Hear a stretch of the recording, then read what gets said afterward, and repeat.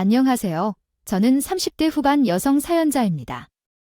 저의 결혼 생활이 별로 행복하지 않았기 때문에 이렇게 사연을 전합니다.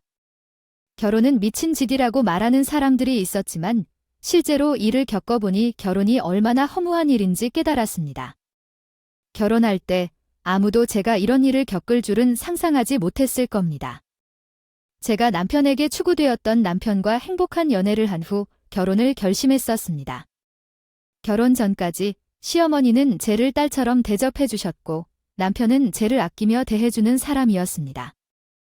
결혼 전에는 얼마나 잘 다뤄주었는지 주변 사람들과 심지어 친정 어머니까지도 남편 같은 사람을 놓치면 안 된다고 권유했습니다. 그렇게 예비 신부로서 매우 행운한 상황이라 생각하며 결혼을 결심했습니다.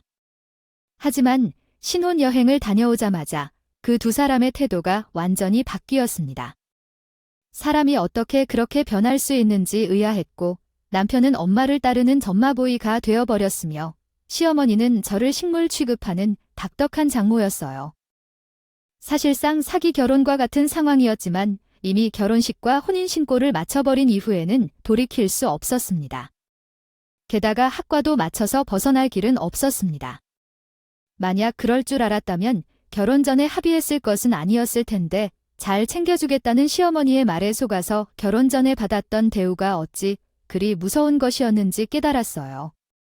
분명 아무런 일도 시키지 않을 거고 편안하게 품어주겠다던 그 말이 실은 거짓이었고 결혼 후 신혼여행을 마친 후에는 시어머니의 집에서 혼모녀식으로 살게 되었어요. 아침부터 새벽까지 휴식을 가져본 적이 없었고 하루 종일 매 순간 시어머니의 불만을 듣고 일을 해야 했어요.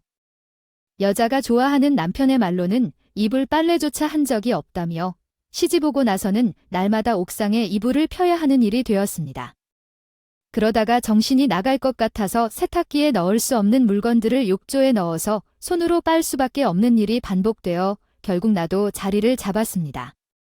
미리미리 준비해 두는 것이 중요하다는 생각이 듭니다. 시어머니가 원하는 바를 미리 알아서 대비해 두는 것이 좀 더 편리하고 일을 시키기 전에 미리 해 놓는 것이 중요하다고 생각한 제가 그랬는데 좀 전 빨아 걸어둔 커튼을 다시 빨면서 사람들을 여러 차례 불러서 일에 바쁘게 했습니다. 이는 일부러 그런 것이 분명했지만 한번 거기에 발을 들이면 사람을 잡아먹을 정도로 공격적으로 나타나기에 제가 그것이 더 무서워서 시어머니 앞에서 맞서지 못했습니다. 하루 종일 청소하고 요리를 하고 바쁘게 했는데도 식구들이 입맛이 까다로워서 매 끼니마다 새로운 반찬을 내어야 했고 온갖 음식을 3가지 이상 준비해야 하는 상황에 이르러서는 죽을 만큼 힘들었습니다. 냉장고에 들어간 음식은 다시 먹지 않는다는 것을 강조하여 상을 엎는 정도로 심했습니다. 악취가 있는 요시였던 한 끼 밥도 거절하면 어떠한지 심지어 장조림마전만 매번 좀 만들어 두라며 명령하여 덕분에 여름에 하루 종일 불 앞에 서서 일할 정도였다. 그러나 남편은 내가 불쌍하지 않은지 유일한 아내가 어려워 죽는다 해도 남편은 쉬운 표정이었다. 어머니가 아무 이유 없이 나를 공격하는 것을 명백히 알면서도 모든 것이 내 잘못이라고 했다. 매번 자기 엄마 편만 드는 효자라는 남편과 시골 제사로 말이 된 어머니 덕분에 내가 몸과 마음이 저절로 지쳐갈 정도로 이거 정말 좀 조용히 집에서 해라. 엄마 혈압 오르게 하고 돌아가다 오랫동안 시끄럽게 할 필요 없어. 내가 일부러 저딴 소리 하겠어 뭐가 뭔데 나야말로 눈에 띄기 싫은 사람이야. 그런데 당신은 어떻게 엄마 편일 수 있을까? 엄마가 원할 때 저질러 오겠다고 당신은 내가 불쌍하지 않은 사람조차 아니야. 나의 고통은 안 보여? 내가 뭘 고통스럽다고. 부모님이 주신 돈으로 우리 부모님 집에서 편하게 살면서 조금 도와주고 청소 좀 하는 게 고통이야. 요즘 이런 유혹나시아가 어디서 찾겠어. 어렵다면서 그냥 나가서 돈 벌어와라고 해도 결혼하고 나면 편하게 살게 해주는 게 맞는 거 아니야? 그런데 남편한테 고마워할 것도 없는 건 좀 그렇지. 그래서 어머니가 항상 너를 혼내는 거야? 제발 염치를 지켜봐. 못된 시어머니야. 그러더라고 믿고 결혼한 남편이 그런 말 하는 건 진짜 견디기 어려웠어. 사람들은 다 남의 편이라고 하더라도 남편은 내 편이 되어야 하는 거 아니야? 이름처럼 따르는 건지, 하지만 내 남편은 남의 편만 들어줬어. 믿고 의지할 만한 사람이 없었었던 게 아니다. 신기하게도 시아버지는 다른 남편들과 달리 정상이어서 난 매번 잘해주셨어. 고마워하고 용돈도 주시고 내가 하는 일에 항상 고마워해 주셨어. 그래서 아버님한테 감사했지만 유일한 나의 편은 시아버지는 바빠서 거의 집에 없으셨어. 건축 관련 사업 때문에 출장 다니셨고 한 달에 한숨 대는 날이 일주일도 안 되었어. 그래서 아버님 도움받을 수 있는 날은 없는 날보다 더 많았어. 돈 벌게 시아버지 앞에서 아무것도 할 수 없는 시어머니는 아버지 계신 날만은 구박당하지 않고 편했어. 아버님 앞에서 시어머니도 눈치 보면서 잘해주셨어. 욕먹고 싶지 않다고 그런지요. 하다가도 그렇게 힘든 생활에 버둥거리던 도중 어느 날 갑자기 청승 나버리고 남편은 떠나버렸어요. 막대한 빚은 남은 채로 말이에요. 그때부터 눈앞이 깜깜해졌죠. 없는 신분의 빚더미를 동반하고 외로운 삶이 시작이더라고만. 저는 가슴이 너무 아팠어요. 한편으로는 날개를 달아버린 새처럼 가볍고 활짝 날아올라 새 생활도 할 수 있겠어요. 하지만 한편으로는 이렇게 많은 시련을 겪고 이렇게 힘든 삶을 버텨온 나를 토스하고 싶지 않았어요. 아까이 마음먹고 살아왔던 철학을 포기하기는 싫었거든요. 결국 모든 것은 다 제가 열어둔 문이니 누가 제 상황을 개선시켜줄 수는 없다는 결론에 이르렀어요. 비록 어려움이 산더미인 삶이지만 어쩔 수 없이 이렇게 털털하게 받아들이고 살 것 같아요. 바리기에서 부여상을 받아 제게 주어지는 효녀인 엄마였기도 하거든요. 그저 제게 밀어주는 인생 난파선국이었을 뿐이지만 이런 삶도 한 번쯤은 갖게 될 자격이 준비를 해둔 것일지도 몰라요. 튼튼히 버티며 다시 일어서 보내오죠. 그래서 아버님한테 감사했지만 유일한 나의 편은 시아버지는 바빠서 거의 집에 없으셨어. 건축 관련 사업 때문에 출장 다니셨고 한 달에 한숨 대는 날이 일주일도 안 되었어. 그래서 아버님 도움받을 수 있는 날은 없는 날보다 더 많았어. 돈 벌게 시아버지 앞에서 아무것도 할 수 없는 시어머니는 아버지 계신 날만은 구박당하지 않고 편했어. 아버님 앞에서 시어머니도 눈치 보면서 잘해주셨어. 욕먹고 싶지 않다고 그런지요. 시어머니가 아들의 부부에게 입을 열었지만 완전히 잘못된 시어머니입니다. 제 경우에는 남편에게만 욕을 듣고 끝이었습니다. 게다가 신발끈을 제가 이상하게 해놓은 것으로 제안이 내 어미로부터 나쁘게 여겨졌고 그를 여러 번 퇴짜 맞게 했습니다. 아들이 잘 사는, 먹고 사는데 문제 없는데도 시어머니는 계속 기뻐하나 할 뿐더러 불평이 늘고 있었습니다. 이래가지고 앞으로 그런 생각은 안 들게 해줄 거야. 매달 50만 원 양대께 먹고 살게 그냥 내가 알아서 해. 매달 들어가는 생활비가 얼마나 되는지 알아? 50만 원이면 한 달 반찬값도 턱없이 모자랄 거예요. 그 돈으로 가정을 어떻게 운영하라는 거야? 그래서 돈을 줄 때 조절없이 줄 게 없었다고 했던 것이다. 엄마가 이런 패 핵이 죽어서도 인정할 수 없어. 내가 그런 일을 하면서 내가 벌어주는 돈을 내게 주겠냐? 영원히 그 사람의 이 길을 버리지 않을 거야. 내가 낭비를 하고 아픔을 이야기한다고 하면 당신이 사용해야 한다. 왜 저희의 최악의 시련을 참아야 하나요? 시어머니도 매우 혼란스러운 경우니까요. 그래, 내가 너무 좋게 대하지 않았어. 몇 달이나 결혼했는지 말해보면 어쨌든 나는 돈을 더 주지 않을 거야. 남편은 결혼한 이후에 매달 100만 원을 주었어. 사실 우리 4명 가족이 살기에 충분한 돈은 아니었어. 서너 가지 반찬을 새로 사야 했고 세제는 일주일에 한 번 정도로 청소를 해야 했어. 이 돈으로 나만 쓸 수 있을 리 없지? 남편은 나에게 용돈으로 쓰라고 했지만 나는 제 개인 용돈으로 사용해 본 적이 없어. 그래도 100만 원은 적지 않은 돈이라서 아끼며 살아왔어. 남편은 생활비를 줄이겠다는데 그건 말도 안 돼. 처음에는 그 돈으로 해결하려고 애썼지만 결국 모자라게 되었어. 아끼려 해도 시어머니가 원하는 게 많아서 그걸 맞추려면 100만 원도 모자란 거야. 시어머니는 설명해도 이해를 안 해주고 남편은 내 말을 무시했어. 결국 돈이 부족한 상황에서 내가 남편을 따지고 묻자 그는 자기 엄마한테 달려가서 함께 해결하려고 했어. 일러바치를 했습니다. 그런 다음 시어머니는 또 한 번 저를 꾸짖고 그갈 때 머리카락을 잡힌 적도 있었어요. 돈이 모자라서 어떻게 집안을 운영해야 할지 모르겠어요. 매번 돈 문제를 논하니 어머니, 그 돈으론 정말 부족해요. 저가 밥상 차리는 것마다 그 돈으로 어떻게 운영해야 할지 그거야 내가 잘 다룰 문제야. 너무 돈 아까워서 말이야. 우리 아들도 있고 누가 이 돈을 잘못 사용했나. 부모에서 돈 벌어 쓰고 별내고 있는데 그 아가가 말이야. 마카라 철학 좀 빌려봐. 너가 말하고 싶은 게 뭐야? 우리 아들이 열심히 번 돈에 대해 모른 척하고 호기심 센 돈이 될 뭔가요? 우선 한 달 생활비 10만 원 줄 테니까 부족하면 너가 벌어서 쓸래요. 내 능력에 따라 운영해 스윙시핑을 불러달라. 내가 자신들의 삶에 어떻게 할지 생각해라. 남편이 정말 못한 느낌이었지만 나는 더 나쁜 것 같아. 왜 둘 다 자꾸 나만 잘못한 걸로 생각하는지요?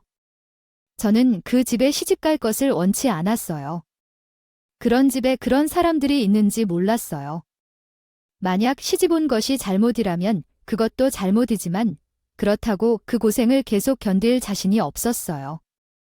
그렇게 매일 후회의 눈물로 베개를 적시다 못한 저는 결국 이혼을 해야겠다고 생각했습니다.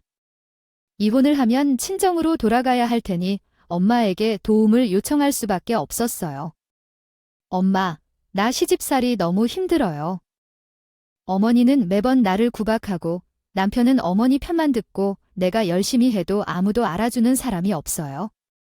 너무 괴로워요. 며느리로서 얼마나 참아야 할지 모르겠어요. 시집살이가 원래 다 이런 거라고요? 그렇다면 너는 그런 각오 없이 간 거야? 그때는 어머니가 딸처럼 잘해주신다고 해서 믿었어요. 근데 결혼해보니 완전히 속았어요. 엄마 걱정할까봐 말을 안 했던 것 뿐이에요. 매일 식사 차리고 청소하느라 휴식할 시간도 없어요. 그래, 내가 처음부터 잘 좀 하지 그랬어야 했어요. 얼마나 고생하는지 알아요? 매일. 쉴 시간이 없어요. 아이고, 그러게요. 다 그럴 것 같아서요. 사돈이 그렇게까지 하는 것도 이유가 있을 텐데. 아, 그렇다면 어쩌다 이러시는 건 아니시겠죠? 엄마, 정말 열심히 해봤는데 왜 이러시죠? 그냥 제가 미워서 그러시는 게 아니겠죠? 이런 시집살이 없어요. 아이고, 엄마는 저보다 더 힘들었던 시집살이도 견뎌내셨어요. 그럼, 개울가에서 빨래하는 군이 이야기였죠. 남편이 시어머니를 돕고 싶어 하는데 아내는 그것이 어려워합니다. 결국에는 남편이 지속적으로 고난을 받는 상황에서 그가 이혼하고 다른 결혼으로 안내받을 수밖에 없다고 합니다. 이혼한 여자가 위의 얘기 속부터 당부사 가족집에 맷빼고 전이했다 생각하지 마시고 사랑해도 시집 귀신으로 살라 굳어진 어머니는 당신에게 이루어주기도 하지 않을까 기대를 했는데 나의 기대 이상 어머니는 너무 잔인하게 당신의 손을 뿌리쳐 버렸다. 대체 언제의 이야기를 하는지. 어른은 죽이나 사나 가족집에서 노동하고 싶다는 말을 하셨습니다. 어떤 스물거인 들어와도 당연한 일이라고 당신을 모르겠다는 행동을 하셨어요.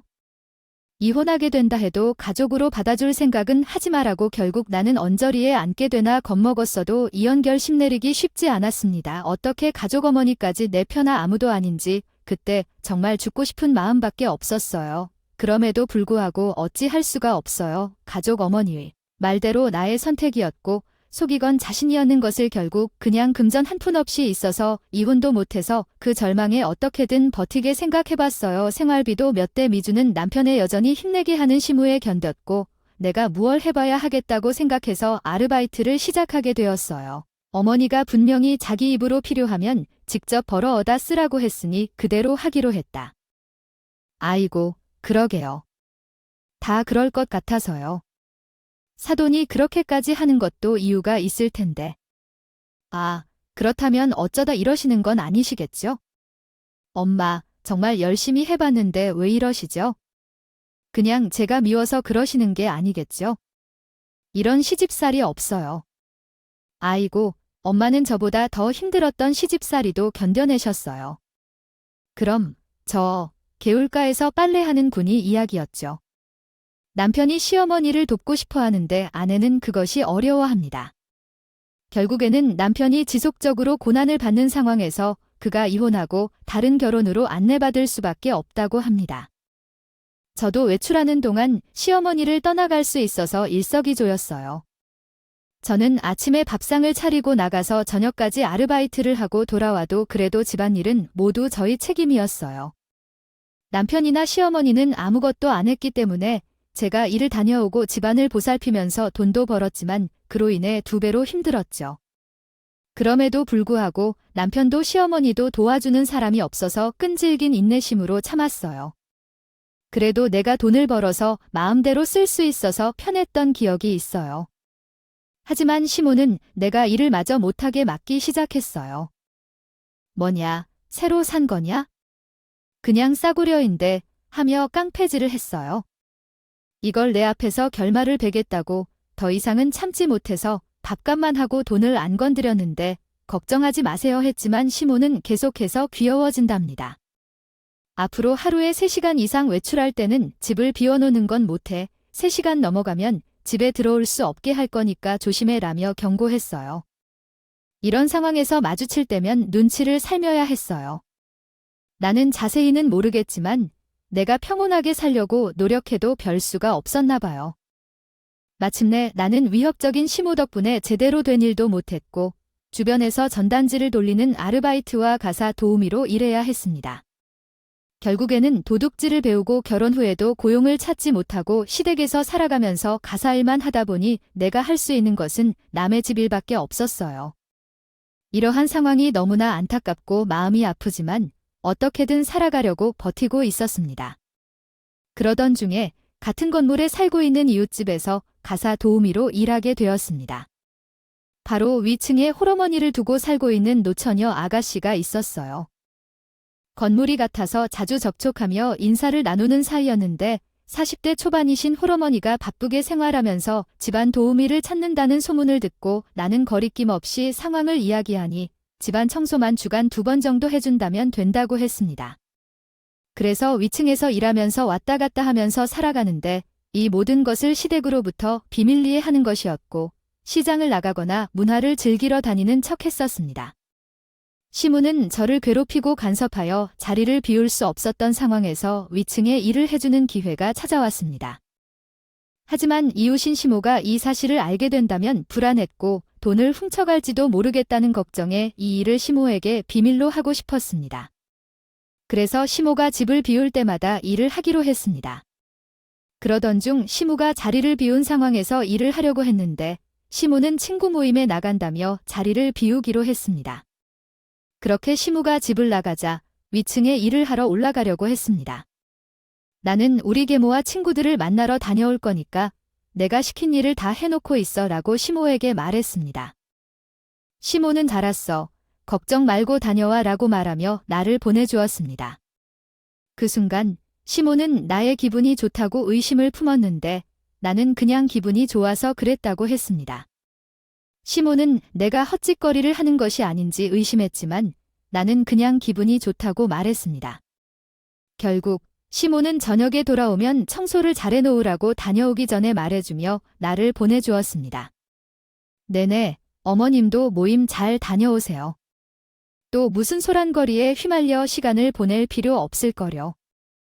제가 서둘러 잠시 떠나는 바람에 시모가 나가신 후 10분 정도가 지나서야 조용히 현관문을 열고 떠났어요. 계단을 통해 올라가서 평소처럼 윗집에서 집안 청소를 하게 됐죠. 환기를 시키려고 창문을 모두 열어놓고 모든 방과 거실, 베란다까지 청소했어요. 근데 윗집에서 이상한 소리가 계속 들렸어요. 날이 좋아서 윗집도 창문을 모두 열어놓은 건지 뭔가 알 수 없는 매우 창피한 소리가 계속 들렸어요. 그때까지만 해도 윗집에 혼자 사는 아저씨가 영화를 보는 줄 알았어요.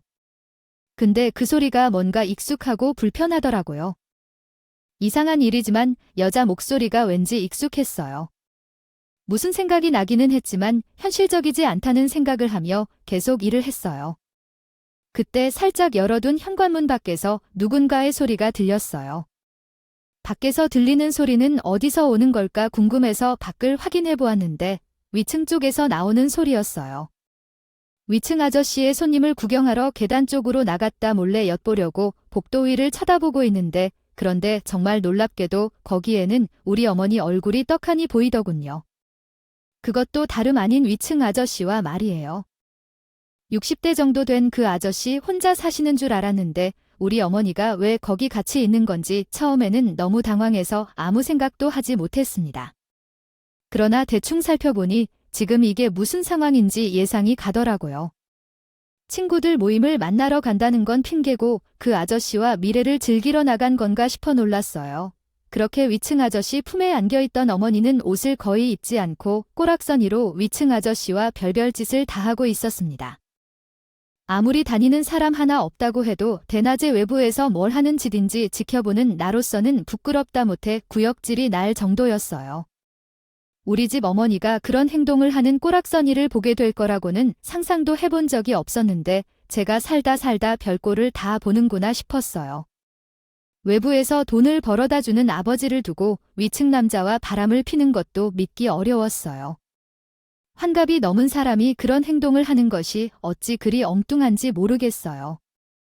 그럼에도 불구하고 나는 빠르게 정신을 차리고 핸드폰으로 그 장면들을 모두 촬영하고 있었습니다. 그 광경을 구경하고 싶은 마음은 없었지만 가정 파괴를 알게 된 이후 현장을 포착하고 증거를 남겨야겠다 생각했거든요. 자기야, 내가 이미 집에서 할 일 다 끝내놨는데 또 왜 이런 짓을 해? 자기가 너무 아름다워서 그래? 우리는 어른인들이란 건데 자기가 무슨 말인가? 훌륭한 젊은이라도 내 마음을 설득할 수 있겠니? 알아. 나는 너밖에 없어. 아이고, 정말 너랑 살고 싶게 만드는구나. 왜 저따위 소리를 하며 자꾸 스킨십을 하니? 어떻게 증거를 남겨야 했어. 하지만 내가 진짜 부러우면서도 끝까지 촬영을 해야 했어요. 지금이라도 시아버지가 이걸 알게 된다면 어떻게 충격을 받을지 궁금하지만 어쩔 수 없어서 알려야 했어요. 그런 식으로 동영상을 찍는 중에 토악질이 나는 애정 표현을 이미 감내했던 건가 봐요. 그 애정 표현들이요. 드디어 밖으로 나가려고 하는 것을 보게 되었습니다. 그런데 바퀴벌레 같은 그 한 쌍을 보고 둘이 데이트하는 것을 보니 우울해졌어요. 그러나 가서 머리채를 잡을 순 없고 어떻게 해야 할지 고민하다가 청소하면서 걸레 물을 보았어요. 시끄러운 바퀴벌레들을 보니 나도 추잡했지만 그 인간들과 딱 어울린다고 생각했습니다. 그래서 걸레 물을 들고 베란다로 나가던 시무와 상간남에게 뿌리기로 결심했습니다. 시무가 건물을 벗어나려고 할 때 구정물을 뿌린 기역걸로 가득 찼고 온몸이 냄새 나는 구정물에 젖어버렸어요. 그녀는 향수 뿌려 입기까지 했지만 오늘의 데이트는 취소였어요. 시모도 상당히 당황했고 앞을 제대로 못 봤어요. 누가 길에 물을 뿌려 어떤 년이야. 그러자 시모가 한 댄츠 해결 방법에 놀랐어요. 골뱅이 섹션 깜짝 놀라며 당황하더라고요. 어머, 설마 어머니세요? 아니, 어머니, 아까 전에 모임 가신다고 나가시더니 왜 아직 여기 계세요? 허세상에, 저는 어머니인 줄 모르고 웬 추잡한 쓰레기들이 떠드나 싶었잖아요. 나이가 처먹고 들어온 짓을 너무 한다 싶어서 정신 좀 차리라고 물 한 바가지 꺾기 얹은 건데 그걸 왜 어머니가 말씀하시는 거죠? 뭐라고 너 지금 나한테 하는 소리니? 그럼 누구한테 하겠어요? 아니, 제가 조금 전까지 진짜 못 볼 거를 다 봐갔지만 웬 바퀴벌레들이 추잡스럽게 들러붙어서 별짓을 다 하고 있더라고요. 혼자 사는 건물도 아닌데 누구 보라고 그러는 건가 싶어서 정신 좀 차리라고 그랬는데. 아, 그 쓰레기가 어머니일 줄은 정말 몰랐네요. 세상에, 어머니 대체 왜 여기 계시는 거예요? 아니, 그게 우리는 그런 사이가 아니고 그분이 오해를 좀 하신 것 같은데 내가 설명을 해줄게요. 아, 어디서 쓰레기가 말을 안 해? 진짜 가만히 보면 사람들이 나이 먹는다고 다 어른인 것 같아요. 근데 남의 며느리한테 며느님, 며느리, 뭐러 말을 붙이는 것이요. 요즘은 상관남들이 참 뻔뻔해요. 그쵸, 뭐라고 너 정말 끝까지 이럴 거니? 너한테 이런 걸 보였다고 어디 한번 차에 걸렸다 싶은 거야? 어머, 어머니, 아직도 정신 못 차리셨나 봐요. 그들이 정말 뻔뻔한 짓을 해서 그 냉정책이나 부끄러우신 줄 모르시는 것 같아 그러했는데 아직 정신 못 차리시지 않으시고 부끄러운 줄 모르신다면 어떻게 해야 할까요? 대해도 더 해드려야 할까요? 정신을 차리시려면 어떻게 해야 할까요? 느낀 아주 작은 일이지만 정말 이렇게 하는구나. 그래, 이제 만나 이렇게 작게 생각하는구나. 왜 나 시우민에게 이런 짓을 하는 것인지 알 수가 없네. 부모님 성격을 잘 몰랐지만 정말 뻔뻔하게 말할 수가 없어. 우리는 그런 관계는 아니야. 당신이 봤다고 말한다면 정말이어도 그렇게 생각하지 않아.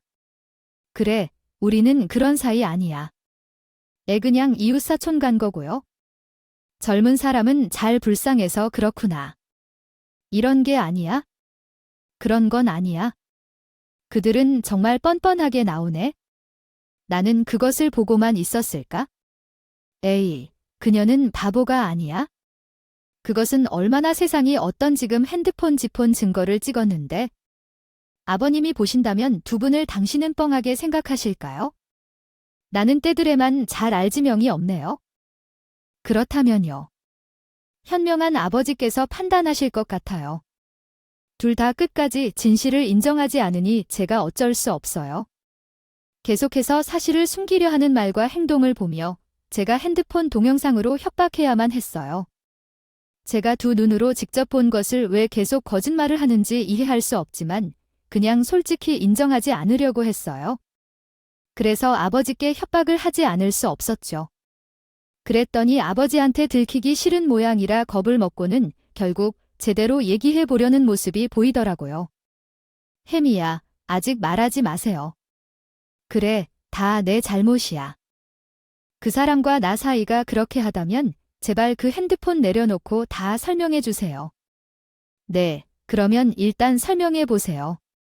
둘 다 언제부터 그랬어요? 얼마 안 됐죠. 오늘 처음 만났어요.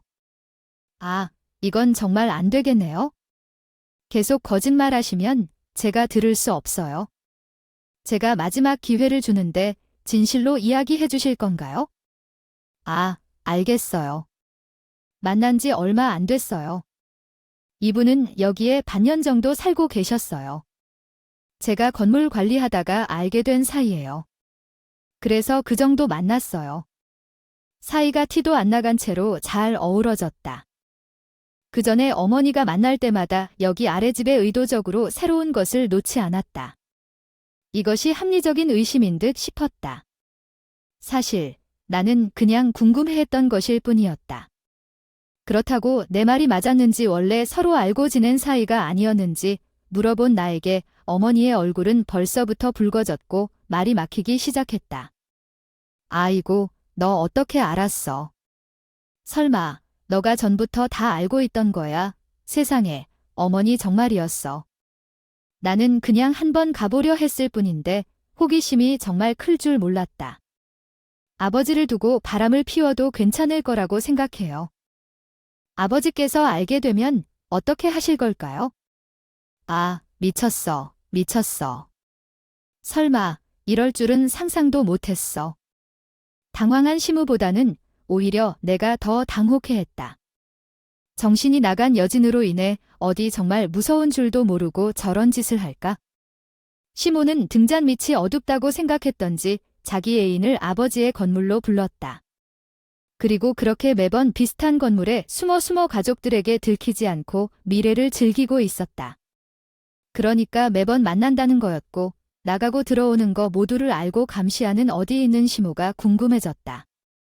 아버지가 두는 건물이 어디 있는지, 주위에 무슨 일이 일어나고 있는지 몰랐어요. 그게 바로 나의 잘못이에요. 나의 탓이다. 내가 잘못한 것, 내가 가야 할 곳이 없다고 집중을 얻어달라고 부탁해서 그런 거였어요. 아주 이 사람은 죄 없어요. 심지어 집을 얻어줬어요. 아니요, 어머니가 월세도 안 받으신 건물이죠. 어떻게 이런 짓을 하는 거예요? 아버님이 어머니를 믿고 맡기셨는데 이런 식으로 사람 뒤통수를 치냐고? 세상에, 진짜 믿을 수 없네요. 아, 다 내 탓이야. 내가 잘못했어. 이런 상황에서 너도 좀 이번 일은 넘어가 주세요. 이 나이에 우리 황혼이 이혼하는 모습은 보기 싫을 거예요. 나 집에서 쫓겨나면 너가 혼자 시아버지 집을 다 들어야 할 텐데. 좋은 것은 좋은 거라고. 우리끼리 일은 비밀로 해요. 말도 안 되는 얘기 좀 그만해주세요. 비밀로 해결할 수 있는 것도 있고 어떻게 이 정도로 일을 버려놓고 넘어가자는 건지. 그리고 설마 시아버지가 수발드는 것 때문에 걱정하는 거예요? 그러실 거면 잘못 생각하신 것 같네요. 더 나아져요. 아버님께서 드는 말을 듣는 게 편해요. 어머니가 얼마나 제게 고통을 주셨는지 아세요? 그래서 어떤 일이 있어도 아버님 편이에요. 지금 상황을 아버님께 당장 알릴 거라 말씀드렸어요. 그렇게 생각하세요? 제발, 제발 그렇게 하지 마세요. 제발. 이렇게끔 바쁘게 살면서도 몸을 아끼며 자유분방히 살아가는 것이 행운이었기 때문이며 내가 그러고 있었다는 자체가 아버님의 인정을 받을 가치가 있다고 생각했습니다. 그러나 그가 내게 온 카톡에는 내가 보내준 녹음과 영상을 확인했다고만 적혀 있었습니다. 나는 긴장되었습니다. 내가 무슨 대책을 세워야 하나요? 이렇게 하더군요. 당장 올 테니 두 사람을 붙잡고 있어 달라고 전화가 오셨어요. 그 말씀대로 저는 시무를 인질로 삼고 두 사람을 붙잡고 있었고 그 사이 아버님이 정말 쏜살같이 집으로 달려오셨죠. 이런 속을 것들이 거미는 건물에서 그딴 짓을 하고 있어. 내 말부터 좀 들어줘. 이거 다음 뭐야 천연이. 나를 모함하려고 그러는 거라고. 내가 보고 들은 게 있는데도 아직도 내가 할 말이 남아있는 모양이지. 그래 무슨 음모인데 뭐 너랑 똑 닮은 쌍둥이 동생이라고 하려고 아니면 정신이 나갔었다고 하려고. 우리 며느리는 순해서 인형 거짓말을 듣고 있었을지 모르겠는데 나는 아니야. 내가 오늘 너의 두년놈 맞아 작을 내버릴 테니까 어디 할 말 있으면 나중에 저승 가서 하던가. 시아버지는 잔뜩 화가 나셔서는 아직도 입만 살아있는 식물을 가만히 두지 않으셨습니다. 그래서 어떤 일이 있어도 아버님 편이에요. 지금 상황을 아버님께 당장 알릴 거라 말씀드렸어요. 그렇게 생각하세요? 제발, 제발 그렇게 하지 마세요. 제발. 이렇게끔 바쁘게 살면서도 몸을 아끼며 자유분방히 살아가는 것이 행운이었기 때문이며 내가 그러고 있었다는 자체가 아버님의 인정을 받을 가치가 있다고 생각했습니다. 그러나 그가 내게 온 카톡에는 내가 보내준 녹음과 영상을 확인했다고만 적혀 있었습니다. 나는 긴장되었습니다. 내가 무슨 대책을 세워야 하나요? 이렇게 하더군요. 평소 점잖던 시아버님이 그렇게 화가 나신 건 저도 처음 보는 이였죠. 얼마나 화가 나셨는지 아버님이 시무를 두들겨 패는 소리에 온 동네 사람들이 다 나와서 구경을 할 정도였네요. 그렇게 시어머니는 먼지나게 두들겨 맞았고 옆에서 그 꼴을 보며 벌벌 떨던 상관남은 조금 전까지 감싸던 시무를 도와줄 생각이 없는지 시모가 아버님에게 얻어맞는 꼴을 두고 보고 그냥 혼자 도망가 버리고. 마침내 그 정도의 사랑이었던 것인지 왜 그렇게 난리를 피웠는지 궁금해졌습니다. 결국 아버지는 시모가 돌아가기 전까지 가만히 있지 못하고 제게 세게 싸대기를 가했으며 나는 식물처럼 방치된 모습을 보고 언짢아 해서 그를 병원으로 데려갔습니다. 시모를 걱정해서 그런 것이 아니었던 것 같아요. 결혼을 한 상태에서는 같은 집에 있어야 하는 것이 당연하다고 생각한 것일 뿐이었어요.